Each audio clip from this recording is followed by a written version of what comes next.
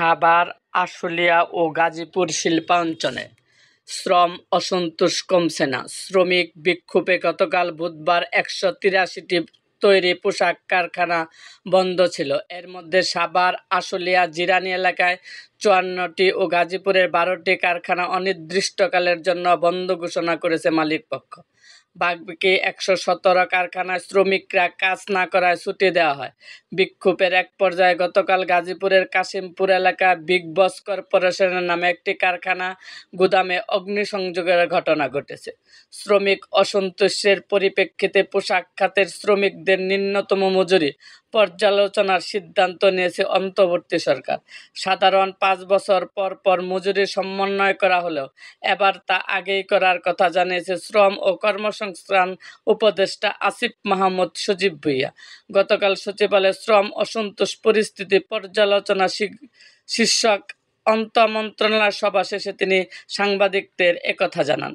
হাজিরা, বোনাস ও টিফিন বিল বৃদ্ধি, শ্রমিক ছাঁটাই বন্ধসহ বিভিন্ন দাবি আদায়ে ৩১ আগস্ট থেকে গাজীপুর ও সাভার, আশুলিয়ায় শ্রমিক বিক্ষোভের ঘটনা ঘটেছে।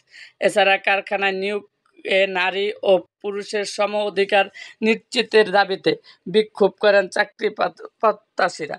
মাঝে ৪ দিন পরিস্থিতি ভালো থাকলেও গত মঙ্গলবার গাজীপুরে আবারও শ্রমিক বিক্ষোভ শুরু হয়।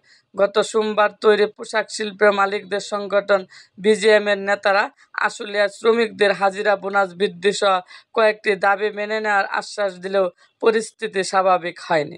বিজিএমের তথ্য অনুযায়ী সাভার, আশুলিয়া ৪৫০টি তৈরি পোশাক কারখানা আছে। এর মধ্যে গতকাল ৫৪টি কারখানা অস্থিরতার কারণে অনির্দিষ্টকালের জন্য বন্ধ ঘোষণা করা হয়। এছাড়া ৫৪ কারখানা শ্রমিকেরা কর্মক্ষেত্রে উপস্থিত হয়ে কাজ না করলে ছুটি ঘোষণা করে কর্তৃপক্ষ।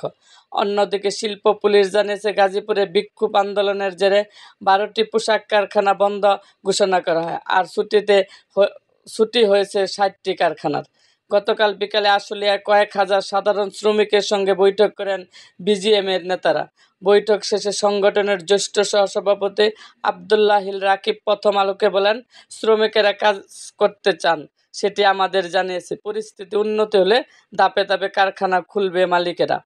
এরকম আরও ভিডিও পেতে এবং রাজনৈতিক অঙ্গনের নানা ঘটনা ও ইতিহাস জানতে আমাদের মুক্তাগাছার ইতিহাস মিডিয়া ইউটিউব চ্যানেলটিকে সাবস্ক্রাইব করুন এবং পাশে থাকা বেল আইকনটি বাজিয়ে দিন।